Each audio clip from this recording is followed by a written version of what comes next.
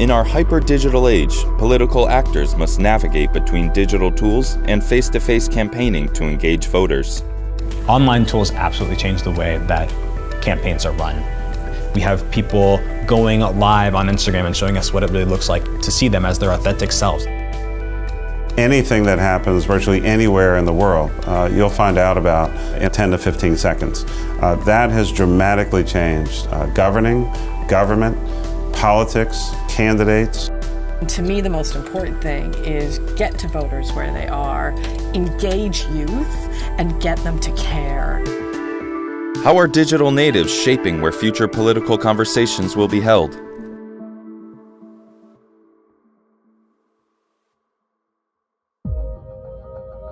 Since the early 2000s, digital tools have been changing how political campaigns have been run.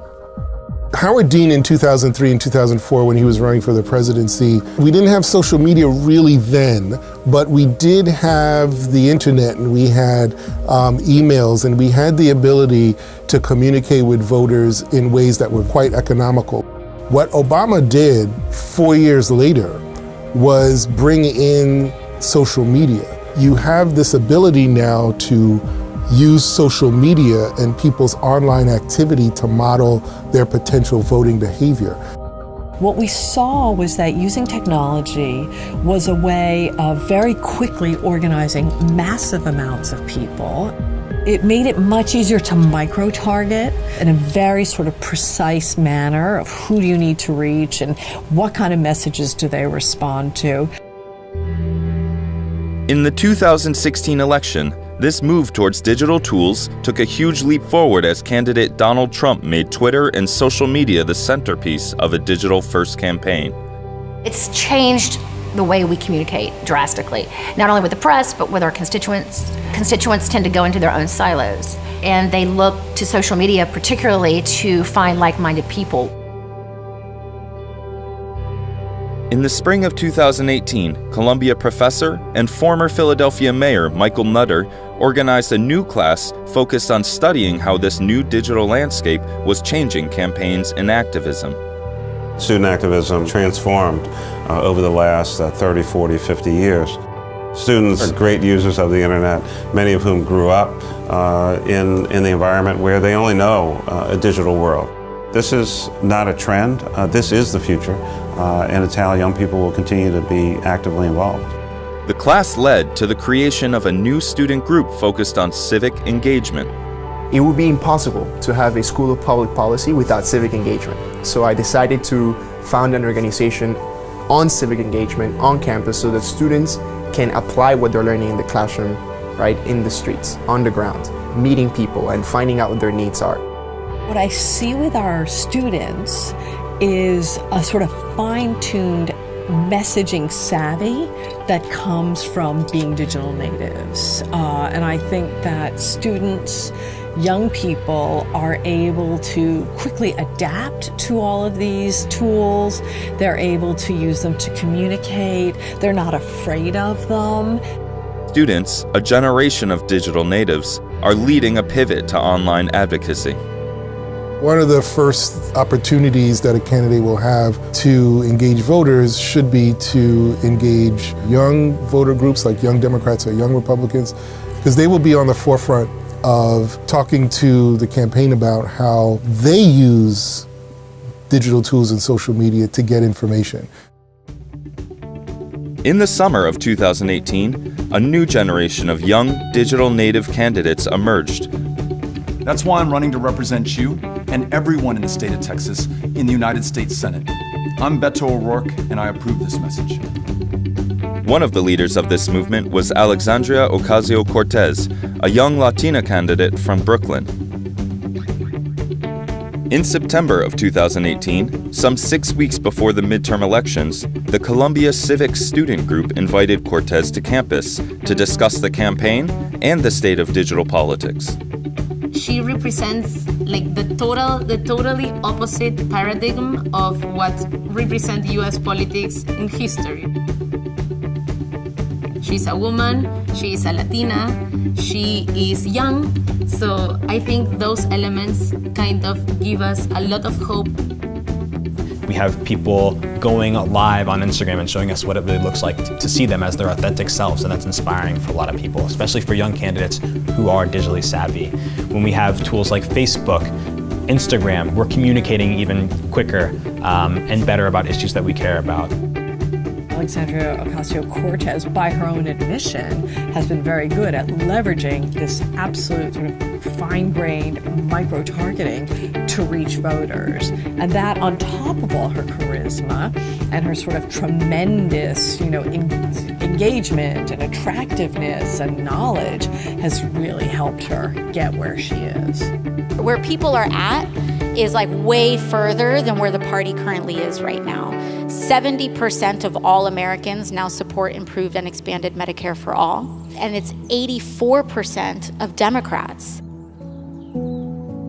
After the event, Andres and the civic students continued to campaign for the midterm election.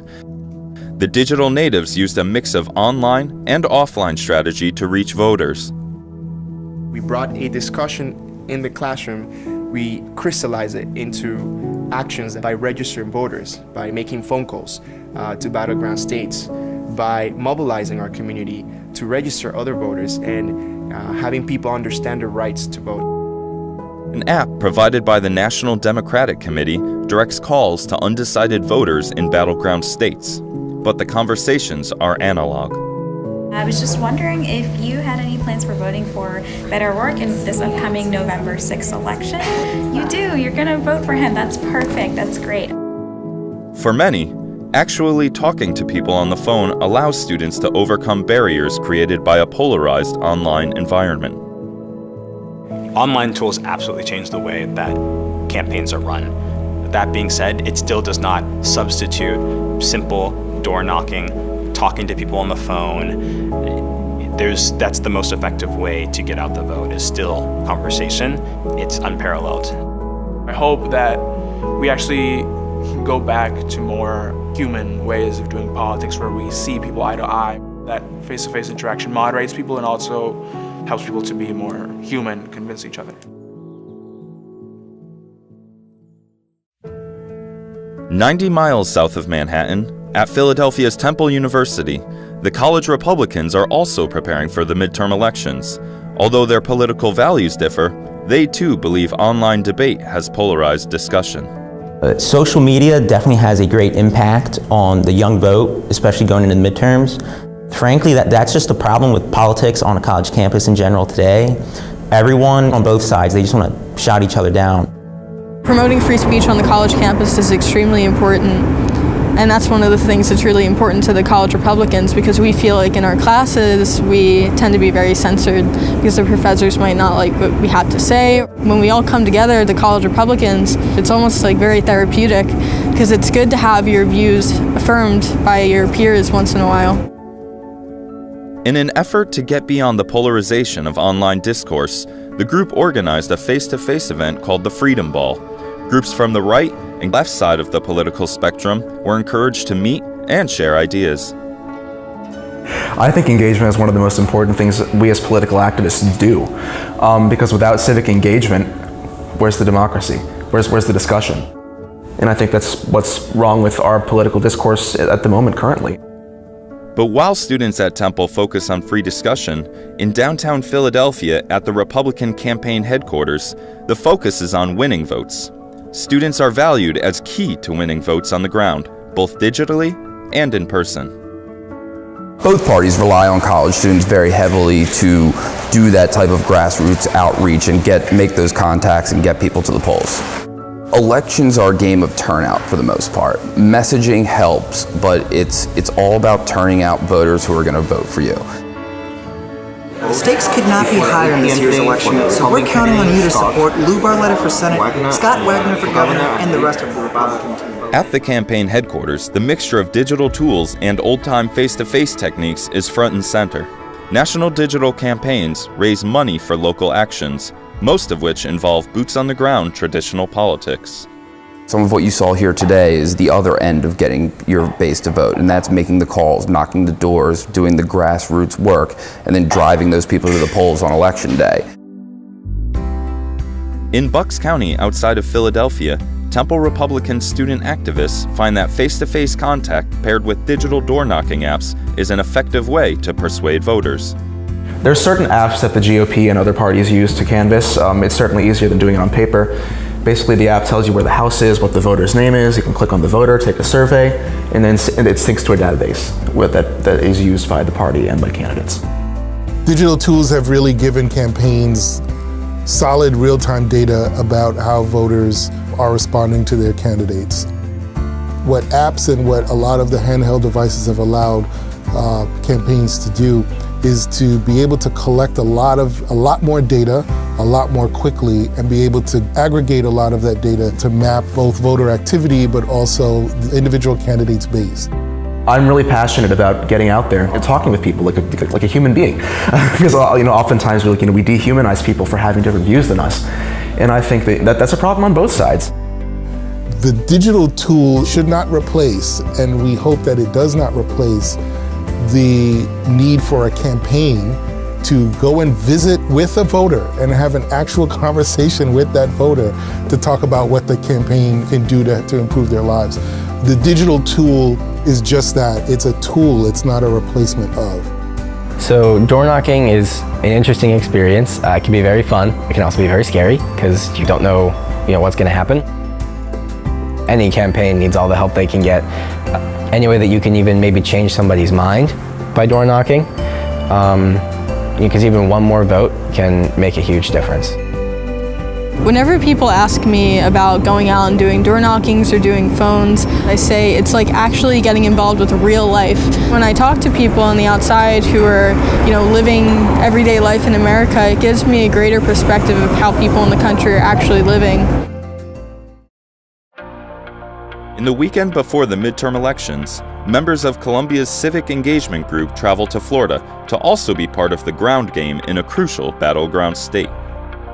As in Pennsylvania, the work involves the hybrid digital battle plan utilizing a mix of media and traditional methods of canvassing. A chiva is a folkloric bus native from Colombia and Ecuador and other countries where people spread love and music and excitement about things. We're going to use this same bus to get people excited about voting. So we're going to be going all over Miami with our team, reminding people that it's time to vote. When it comes to knocking on doors and when it comes to organizing, a lot of field organizers are using NGP Band and a whole bunch of other data tools that allow them to knock on doors faster, that allow them to know what the makeup of a neighborhood is. At the end of the day, the goal is to get more people to vote, not less. The goal is to get more people to get excited about their local elections. The overall mechanism for engaging a voter is still very important, which is the personal one-on-one interaction. That's still, by and large, the most important way for a candidate to campaign. And the digital tool just helps make that conversation more informed, and it gives us the opportunity to have it more quickly and efficiently, but that conversation still needs to happen. I see more people coming out here to our house than even at the presidential election. Wow. So, because we didn't have people canvassing the neighborhoods, you're like the third group that's come here.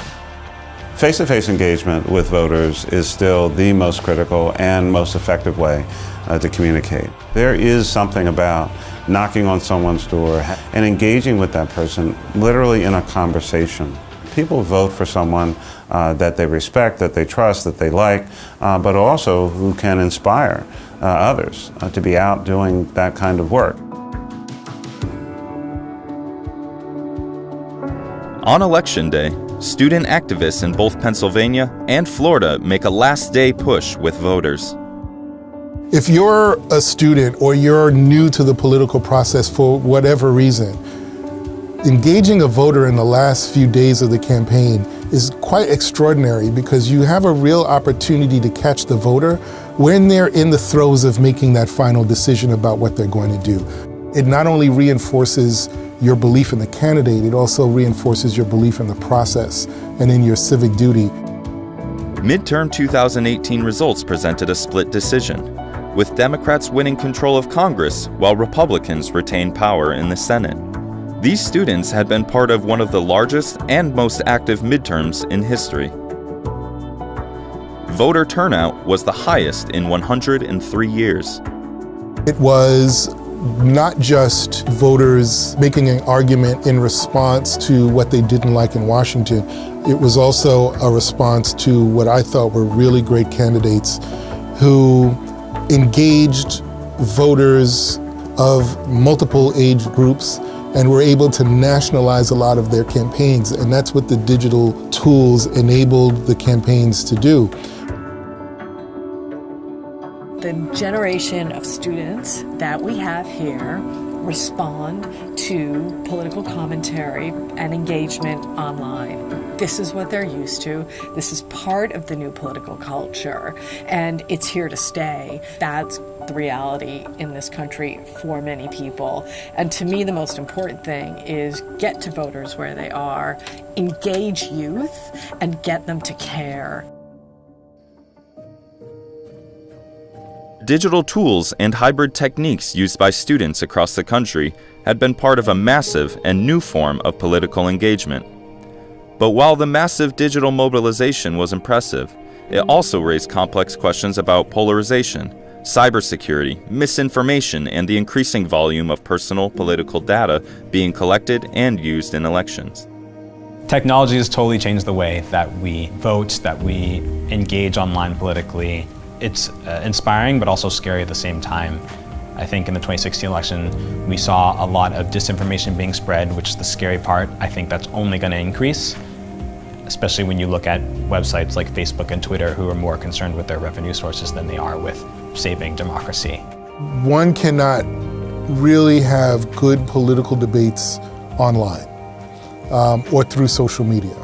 Social media does not lend itself to have a thoughtful, meaningful conversation about shared values or shared belief systems. You need to see the humanity in people, and you separate the person from the politics, and that's my goal with everyone. It's definitely great that there's a strong movement, whether it's a right-wing or left-wing movement on campus. It's great to see younger people go out. People are caring. I mean, that's the first step in getting any sort of change, is actually finding something to care about. With technology exponentially advancing, the questions raised in the 2018 midterms will continue to be debated in coming elections.